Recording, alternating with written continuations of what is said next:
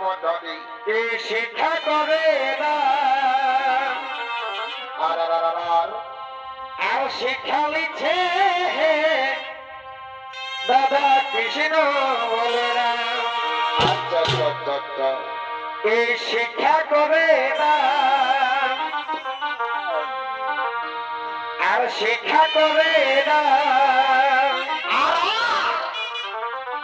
শিক্ষা লিখছে দাদা কৃষ্ণ বলে না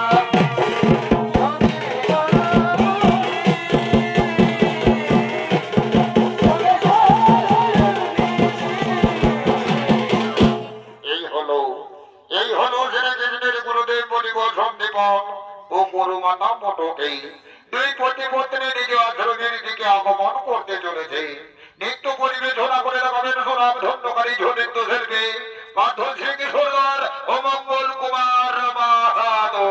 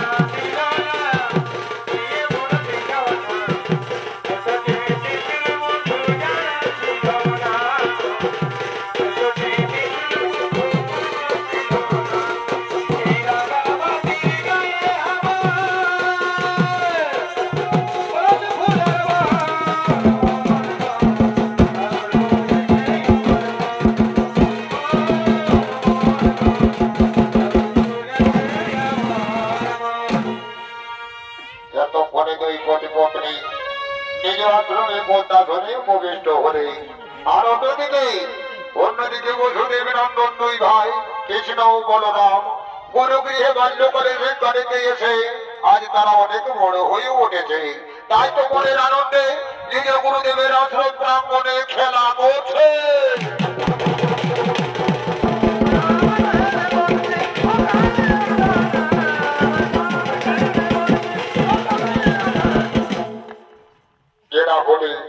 এরা হলেন বসুদেব নন্দন দুই ভাই কৃষ্ণ ও বলরাম গুরুগৃহে বাল্যকালে শিক্ষা নিতে এসে দিনের পর দিন আজ তারা অনেক বড় হয়ে উঠেছে তাই এতক্ষণে কৃষ্ণ ও বলরামের ভিডিও ছনিত্য পরিবেশনা করবে সুনাম ধন্যকারী দুই ছনিত্য শিল্পী রাহুল চন্দ্র বাউরি ও মোহিত সিং সর্দার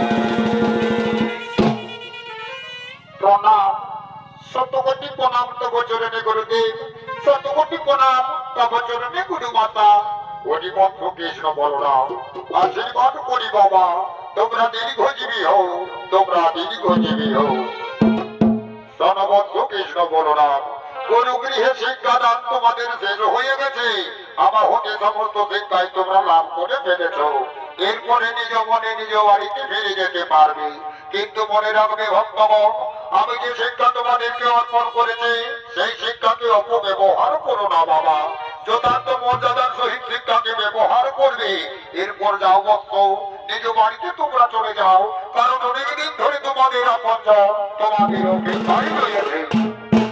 ঠিক আছে গুরুদেব, আপনার কথা আমরা করে পালন করে চলবো। কিন্তু গুরুদেব, আমরা তো লোকমুখে শুনেছি গুরুগৃহে শিক্ষা লাভ শেষ হয়ে গেলে গুরুকে কিছু গুরু দক্ষিণা দিতে হয়। তাই আপনি বলুন তো গুরুদেব, আপনি আমাদের কাছ থেকে কি গুরু দক্ষিণা নেবেন? সেটা আয়না হয়ে আপনাকে দিয়ে যাবো। না না বাবা কৃষ্ণ বলরাম, আজ পর্যন্ত আমি কার পথ থেকে কোনোদিনও সে গুরু দক্ষিণা গ্রহণ করি না বৎস। আর শোনো বাবা, যে গুরুদেব শিক্ষার বিনিময়ে গুরু দক্ষিণা নেয় সে কোনোদিনও প্রকৃত গুরুদেব হতে পারে না। তাই বলি বাবা কৃষ্ণ বলরাম, আমাকে কোনো গুরু দক্ষিণাই দিতে হবে না। তোমরা এখন আপন মনে নিজ বাড়িতে চলে যাও। বলো না, গুরুদেব তো আমাদের কাছে গুরু দক্ষিণায় নিতে চাইছে না। কিন্তু একবার ভেবে দেখো তো, যে গুরুদেব এত কষ্ট করে করে আমাদেরকে শিক্ষা দান করেছে তাকে যদি আমরা গুরু দক্ষিণা দিতে না পারি তাহলে যে আমাদের মনে শান্তি হবে না দাদা। ওরে ভাই কৃষ্ণ, ওরে ভাই কৃষ্ণ, গুরুদেব যদি আমাদের কাছ থেকে গুরু দক্ষিণা দিতে না চাইছে ভাই, তাহলে চলো না একবার আমরা গুরু মাতার কাছে যাবো, ওই গুরু মাতাকে না হয় আমরা গুরু দক্ষিণা হিসেবে কিছু দিয়ে যাবো। ঠিকই বলেছো দাদা, তুমি যে তাদের কথা বলেছো, তাহলে চলো আমরা এখন গুরু মাতার কাছেই ছুটে যাও।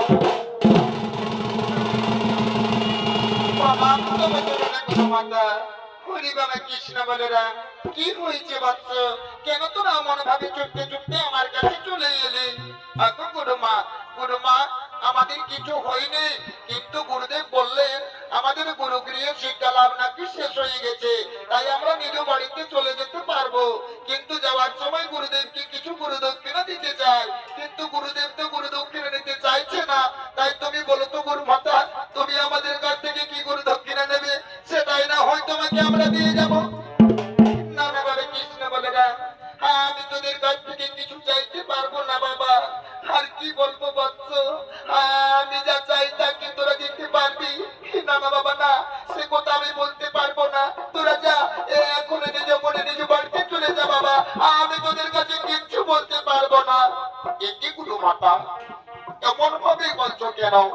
আমরা তো তোমার সন্তানের মতো, তাহলে আমাদের কাছে চাইতে তোমার অসুবিধে কোথায়?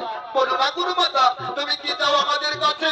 আর শুনে দেবো গুরু মাতা, আমরা তোমার কাছে কথা দিচ্ছি, তুমি যা চাইবে তা অবশ্যই দেব। আর যতদিন পর্যন্ত দিতে না পারবো ততদিন পর্যন্ত আমরা বাড়িতে প্রবেশ করব না। আর এটাই হলো আমাদের কঠোর প্রতিজ্ঞা। দেখি বাবা কৃষ্ণ গুলো না, কি তোরা করলি বৎস? আজ না জেনে না বুঝি কেন এত বড় ভীষণ প্রতিজ্ঞা করে ফেললি বাবা? করি বাবা, তোরা জানিস না রে, তোদের মতো একটি আমার পুত্র সন্তান ছিল বাবা, কিন্তু একদিন সমুদ্র তীরে গেল পূজা দর্পণ করতে, আর সে ফিরে আসেনি বাবা। কিন্তু আমি যে মা, মা তো সন্তানের অপেক্ষায় থাকবে তাই না বৎস? হরি বাবা কৃষ্ণ, আমি যে দুঃখিনী মা, চোখের জল ফেলতে ফেলতে গুমুরে গুমুরে কাঁদতে কাঁদতে আমার নয়নের মণিকে আমি তাকিয়ে দেখি বাবা। হরি বৎস, তোরা যদি পারিস বাবা আমার নয়নের মণি পুনর্জন্মকে ফিরিয়ে দে, আর সেটাই হবে লোকেরা। একটি গুরু মাতা, একটি কথা শোনালে মাধবনী, আমরা তো তোমার পুত্রকে কোনোদিনও চোখে দেখিনি মাতা, কেমন করে ফিরিয়ে দেব মাতা তোমার কাছে? এ না মাতা না, এ আমরা পারবো না মাতা, এ আমরা পারবো না। জানি বাবা কৃষ্ণ বলো না, অসম্ভব কোনোদিন সম্ভব করতে পারি না বাবা। তাই বলি ভক্ত, তোরা যা এখন আপন মনে নিজ বাড়িতে চলে যা, আমাকে তোদেরকে কিচ্ছু দিতে হবে না।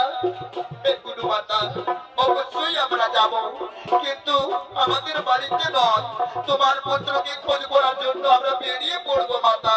চলো গুরু মাতা চলো, আমাদেরকে শেষবারের মতো কিছু আহার দেবে চলো মা। আর সেই আহার খেয়ে আমরা তোমার পুত্র পুনর্জন্মকে খোঁজ করার জন্য বেরিয়ে পড়বো মাতা। হরি বাবা কৃষ্ণ বলে না, এটাই হবে বৎস, এটাই হবে। স্বামী, স্বামী গো, চলো না স্বামী, আজ আমাদের নয়নের মণি কৃষ্ণ বলরামকে শেষবারের মতো কিছু আহার তুলে দেবো স্বামী। চলো না স্বামী, চলো, চলো।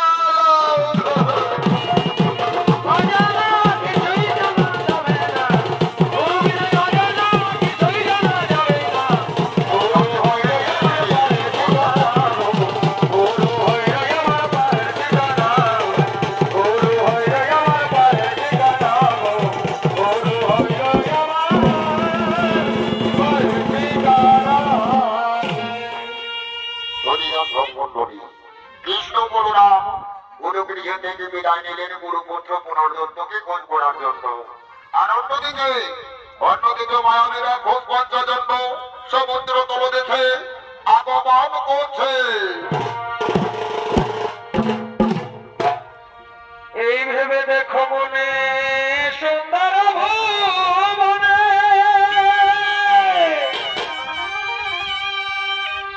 আপন আপন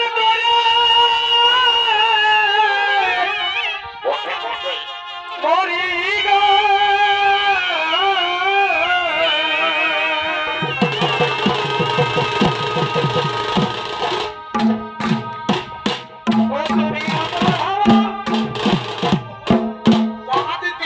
তুমি আপন ভাবো যাবে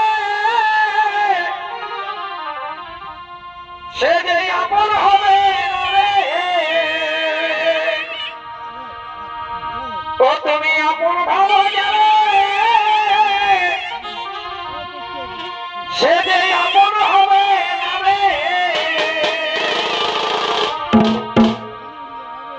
তবু আপন ভেবে শান্তি পাই গো আচ্ছা আচ্ছা আচ্ছা ভয় নেই গোলা পচায়ে মানবতে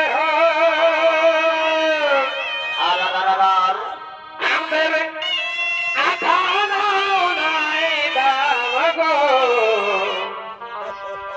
গোলা পচায়ে মানবতে আমাদের আঠানো নাই দাম গো গোলা পচায়ে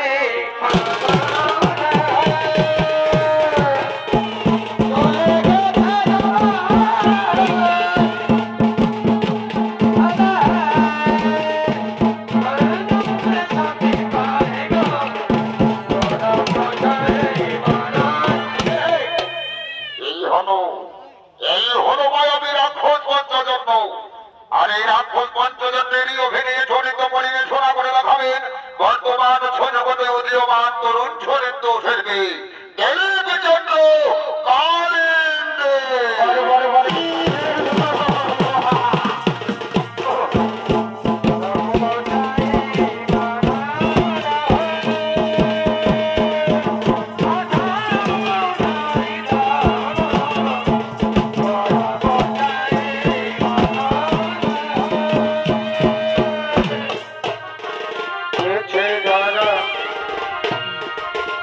अच्छी की तरह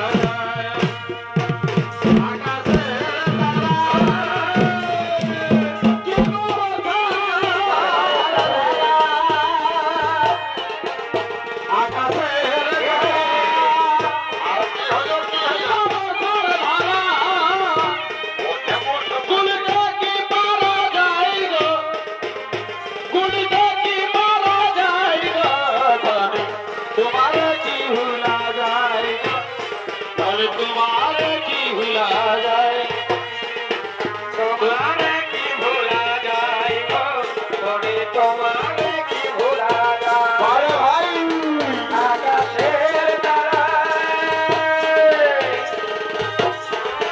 কি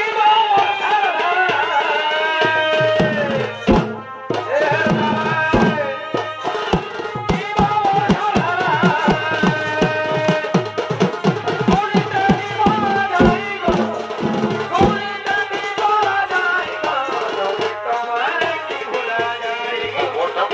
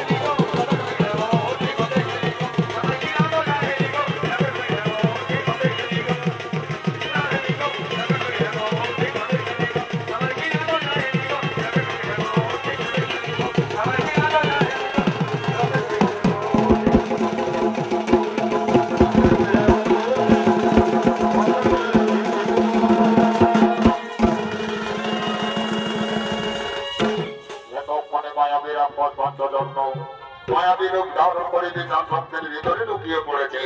আর অন্যদিকে বসতি নন্দন দুই ভাই গুরুপুত্রকে খোঁজ করার জন্য সমুদ্র তীরের দিকে ছুটে আসে।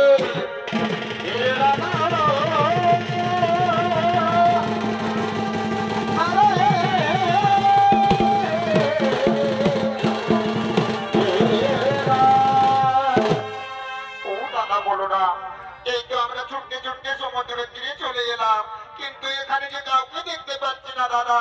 তাহলে কে বলে দেবে আমাদের কোনের দণ্ডের সন্ধান? বলি ভাই কৃষ্ণ, এই সমুদ্র তীরে আমরা কাউকে দেখতে পাচ্ছি না। তাই তো কোনো পুত্রকে খোঁজ করার জন্য সমুদ্র দেবতার প্রতি আমাদেরকে শরণাপন্ন হতে হবে ভাই। তাই এসো ভাই কৃষ্ণ, আমরা আর করিব না বিলম্বন। আজ কাতর কণ্ঠে সমুদ্র দেবতাকে করিব স্মরণ।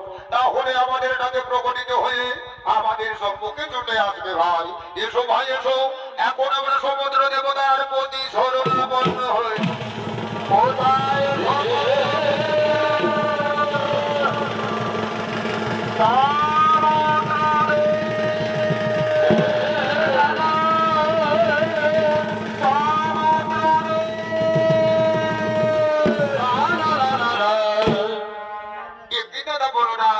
আমরা তো সমুদ্র দেবতাকে কাতর কণ্ঠে মিনতি করে স্মরণ করলাম, কিন্তু কই আমাদের ডাকে যে সাড়া এলো না।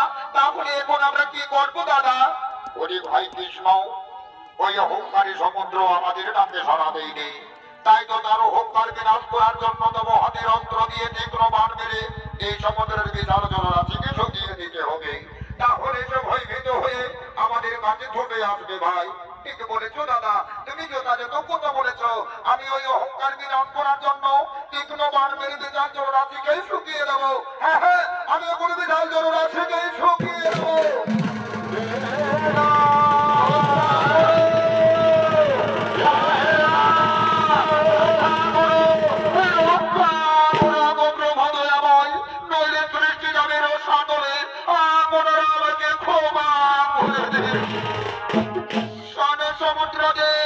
তোমাকে আমরা ক্ষমা করতে পারি, কিন্তু তার আগে বলতো তুমি মণিপুত্র পুনর্দত্তকে কোথায় লুকিয়ে রেখেছো? তুমি তাড়াতাড়ি তাকে আমাদের কাছে ফিরিয়ে দাও। কি বলছেন প্রভু? একটি কথা বলছেন আপনারা? আমি যে তাকে কোনোদিনও চোখে দেখিনি, আমি কেমন করে তাকে লুকিয়ে রাখবো? সে কি বলছে সমুদ্রদেব? তুমি জানো না, বহুদিন পূর্বে সমুদ্র তীরে এসেছিল মণিপুত্র পুনর্দত্ত পূজা অর্পণ করার জন্য, কিন্তু সে আর ফিরে যায়নি। তাই বলতো সমুদ্রদেব, তুমি তাকে মায়া বসে কোথায় লুকিয়ে রেখেছো? তুমি তাড়াতাড়ি তাকে আমাদের কাছে ফিরিয়ে দাও। প্রভু, আপনাদের কোথাও ভুল হচ্ছে প্রভু।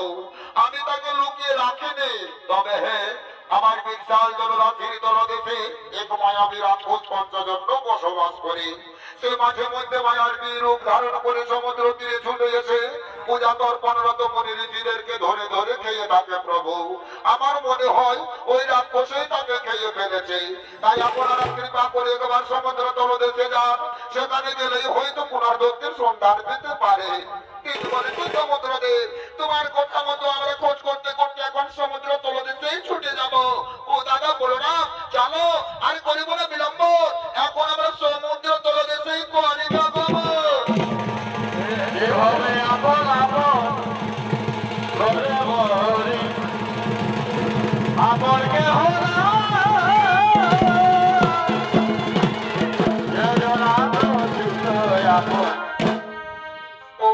বলো না, এই তো চড়তে চড়তে সমুদ্র তলে যেতেই এলাম, কিন্তু এখানে যে ঘোর অন্ধকার, আমরা কিছু দেখতে পাচ্ছি না। তাহলে কেমন করে তার সন্ধান করবো দাদা? ওরে ভাই কৃষ্ণ, এই সমুদ্র তলদেশের পথ বড়ই দুর্গম রে ভাই। এখানে ভালোভাবে সতর্ক হয়ে চলাফেরা করতে হবে। তাই বলি ভাই কৃষ্ণ, তুই ওই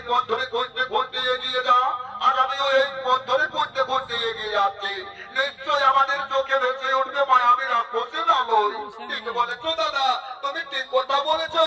তুমি ওই পথরে খুঁজতে খুঁজতে এগিয়ে যাও, আর আমি ওই পথরে খুঁজতে খুঁজতে এগিয়ে যাচ্ছি।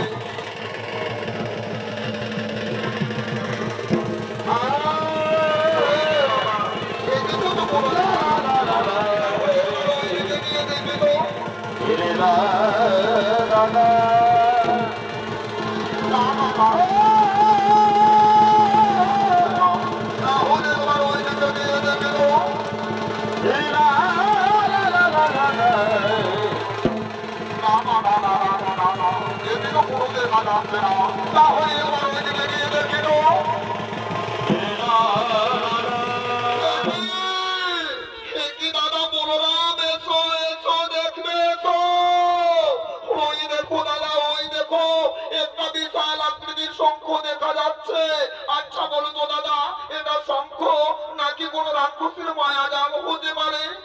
ঠিক বলেছিস ভাই কৃষ্ণ, আমি অনেক শঙ্খ দেখেছি, কিন্তু এত বড় শঙ্খ কোনোদিনও দেখি না রে ভাই। বলি ভাই কৃষ্ণ, এটা মনে হয় বাস্তবে শঙ্খ হতে পারে না, এটা মনে হয় কোন রাক্ষসের মায়া হতে পারে। তাই বলি ভাই কৃষ্ণ, তোর হাতের অস্ত্র দিয়ে একবার শঙ্খের উপরে আঘাত করে দেখতো, নিশ্চয়ই যদি তার ভিতরে কিছু লুকিয়ে থাকে তাহলে সে ভয়ভীত হয়ে বেরিয়ে পড়বে। যাও ভাই কৃষ্ণ দাও, আর বিলম্ব করো না, তুমি তাড়াতাড়ি আঘাত করে এসো। আচ্ছা দাদা, ঠিক আছে, আমি তাহলে চাই না।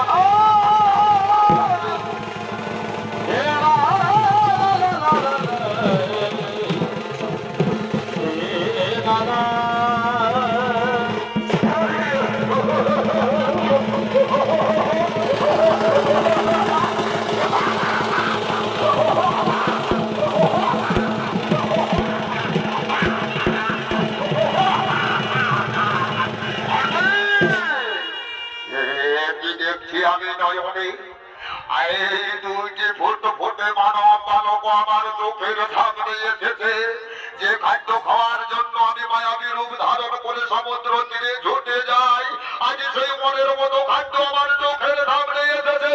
কি আনন্দ, কি আনন্দ, কি আনন্দ! ওরে বাবা মানব বালক, এসো বাবা এসো, আমাকে ধরা দাও, আজ মনের আনন্দে তোদেরকে খেয়ে ফেলে আমার চিরতরে ক্ষুধা নিবারণ করবো। আয় আয় ওরে বাবা, আয় আমাকে ধরা দে, আমাকে ধরা দে,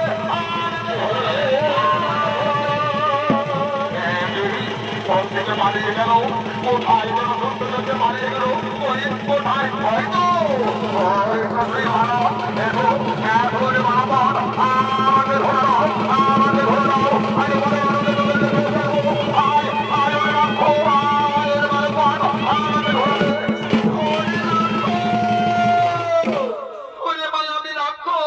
তুই আমাদেরকে খেয়ে ফেলবি তাই না? তুমি আজ তো দেখি মূর্খ, আয় আয়, তোর বাহুতে কত শক্তি আছে, আয় দেখি তুই কেমন করে আমাদেরকে খেয়ে ফেলি।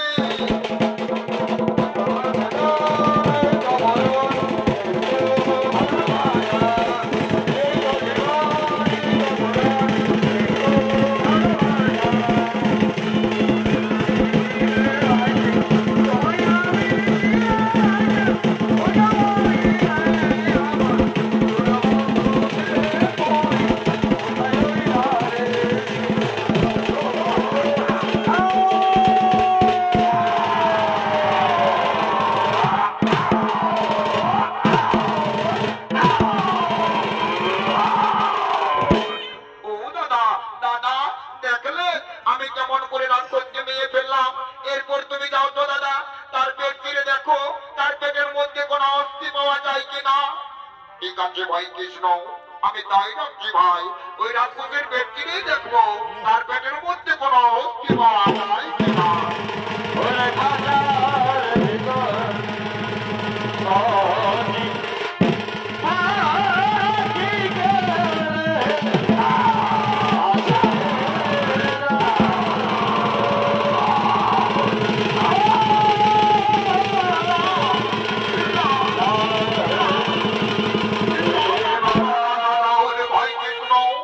আমি ওই রাক্ষসের ব্যক্তির দণ্ড করে দেখলাম রে ভাই, কিন্তু তার পেটের মধ্যে কোনো অস্থি পাওয়া গেল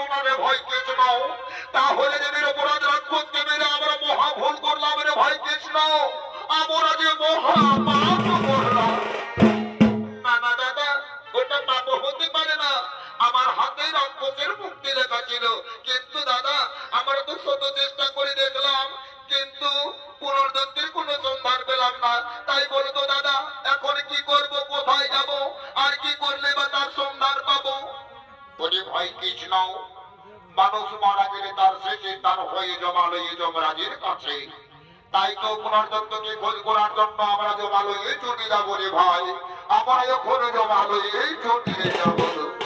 হরে রাম রে জীবন বেকার, হরে রাম রে জীবন বেকার।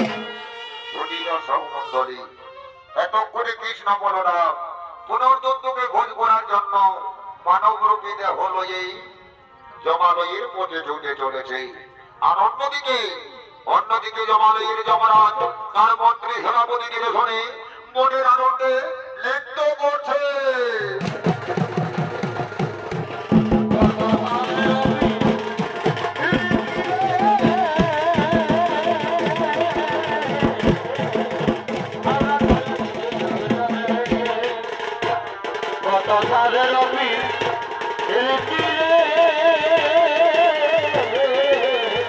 আমরা করেছি দুজনে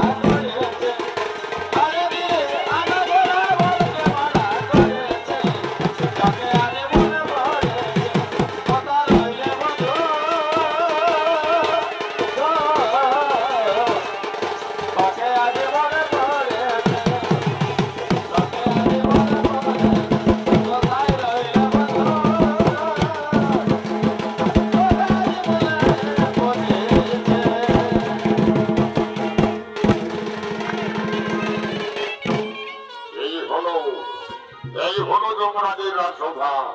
আর এই রাজসভায় আনন্দ দান করার জন্য সমস্ত অপ্সরাগণ আগমন করতে চলেছে। এই গরিয়ারা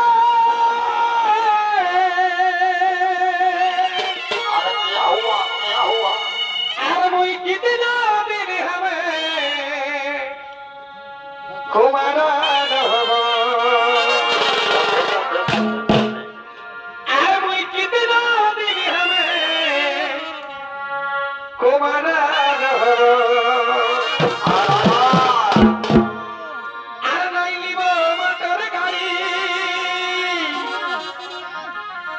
আমি নাই নিব বরাতে এই নাই নিব মোটর গাড়ি আর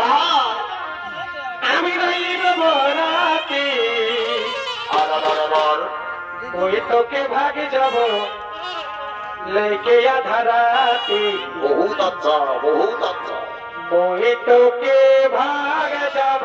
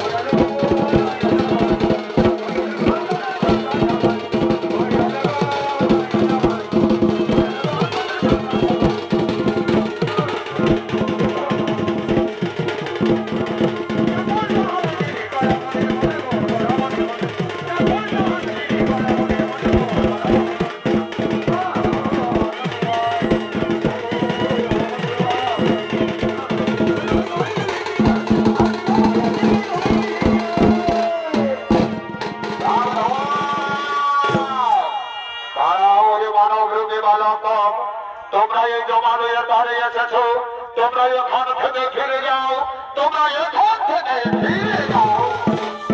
না, আমরা কিছুতেই ফিরে যাব না। আমরা ঘোড়া ধাম থেকে এসেছি আমাদের সঙ্গে রাজন করার জন্য, তাই তো আমরা রাজত্বপুরে যাব। আমরা ঘোড়া রাজত্বপুরে যাব। ওরে প্রচন্ড মানব শিশুগণ, মানব রূপে হলো এ শাসন হতে পারে না। তোমরা এখন থেকে ফিরে যাও, তোমরা এখন থেকে ফিরে যাও। না, আমরা বলছি তো ফিরে যাবো না। আমরা রাজার সঙ্গে দেখা না করে কিছুতেই যাবো না। আমরা এখন রাজত্ব করে যাবো, আমাদেরকে কেউ বাধা দিতে পারবে না। আমরা এখন রাজত্ব করে চলে যাবো।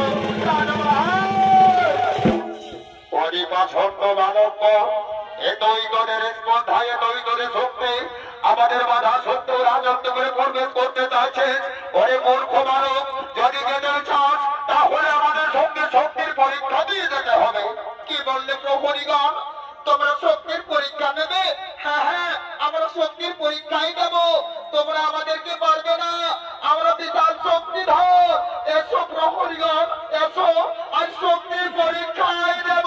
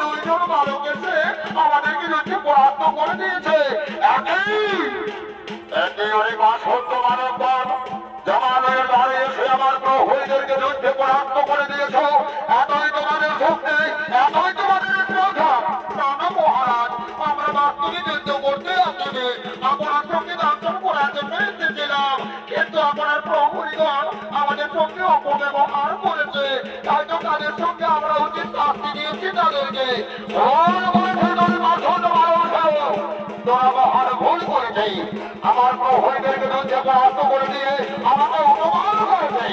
এই অপমানের পূর্ণ জবাব দিতে আমি যুদ্ধ করে তাদেরকে শাস্তি দিতে চাই। কি বলছেন মহারাজ? আপনিও আমাদের সঙ্গে যুদ্ধ করতে চান? তবে আসুন মহারাজ, আসুন। আমরা যুদ্ধকে কিন্তু ভয় পাই না। আসুন, আজ আমাদের সঙ্গেও যুদ্ধ করব।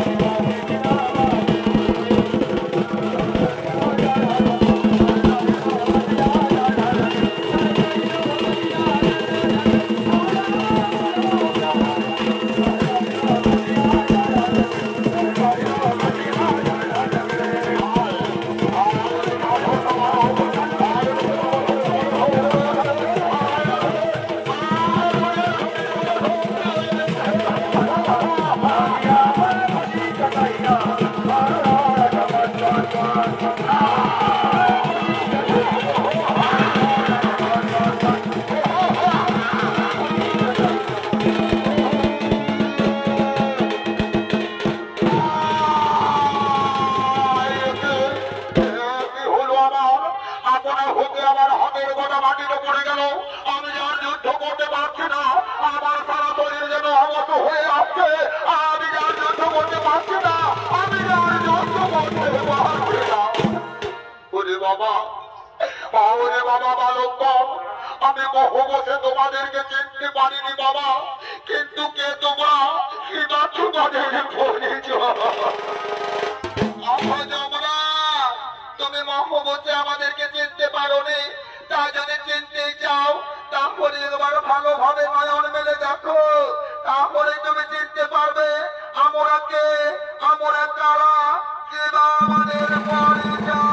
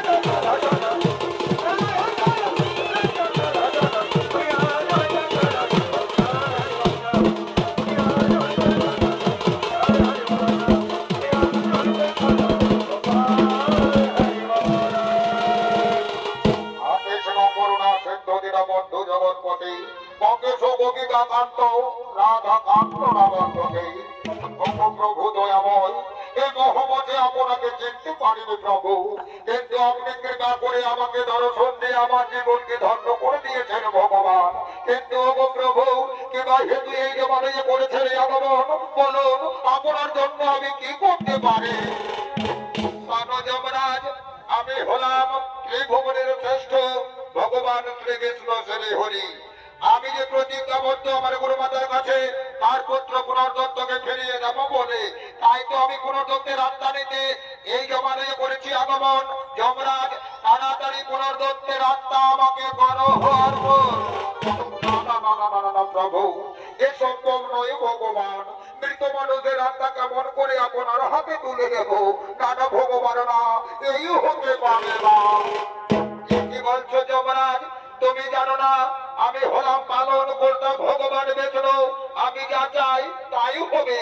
তাই আমাকে প্রতিজ্ঞা থেকে মুক্তি হওয়ার জন্য পুনর্দত্তের আত্মা অতি সত্তর আমাকে অর্পণ করো, আর বিলম্বন করো না যমরাজ, আমাকে অতি সত্তর সেই আত্মা অর্পণ করো। ভগবান, আপনার কথা অনুসারে সেই কর্ম আমি পালন করছি ঠাকুর। আপনার কথা অনুসারে পুনর্দত্তের আত্মা আপনার হাতেই আমি চলে নেব।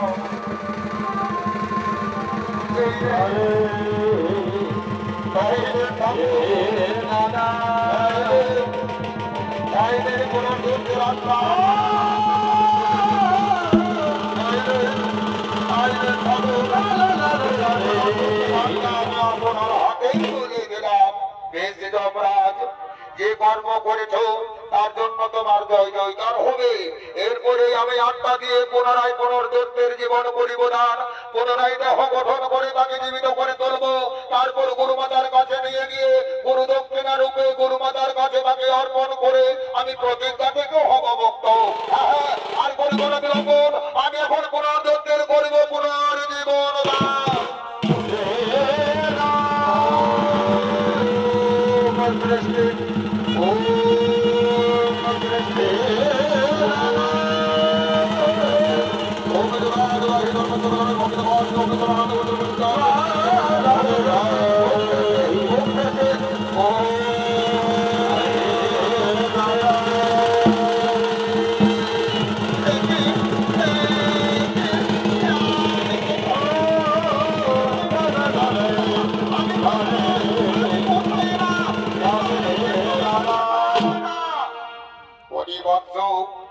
দেখো ভক্ত, আমি হলাম ত্রিভুবনের ত্রিশ্রেষ্ঠ দেবতা ভগবান বিষ্ণু। আমি প্রতিজ্ঞাবদ্ধ হয়েছিলাম তবু মাতার কাছে তোমাকে পুনরায় জীবিত অবস্থায় ফিরিয়ে দেবো বলে। তাই তো আমি তোমার এসে তোমাকে বলেছি জীবনদান। এসো ভক্ত এসো, তোমাকে নিয়ে গিয়ে এখন গুরু আলয়ে করিব গমন, এখন গুরু আলয়ে করিব গমন। হরে রাম জীবন হরে রাম। প্রণাম প্রণাম ভগ গুরুদেব, প্রণাম গুরু মাতা। এই দেখুন আজ আপনাদের নয়নের মনে পুনর্দত্ত পুত্রকে আপনাদের হাতে আমি গুরু দক্ষিণা রূপে তুলে নিলাম। আপনারা আমাকে আশীর্বাদ করুন, আমরা যেন এখন নিজ পিতৃ আলয়ে গমন করতে পারি। হরিবৎস কৃষ্ণ বলরাম, আজ আমাদের নয়নের মনে পুত্রকে ফিরিয়ে দিয়ে তোমরা ত্রিজগতে খ্যাতি অর্জন করেছ বাবা। তোমাদের জয় জয়কার হবে। আমরা দুই হাত ধরে তোমাদেরকে আশীর্বাদ করি ভক্ত। যাও তোমরা এখন নিজ পিতৃ আলয়ে চলে যাও, এখন পিতৃ আলয়ে চলে যাও।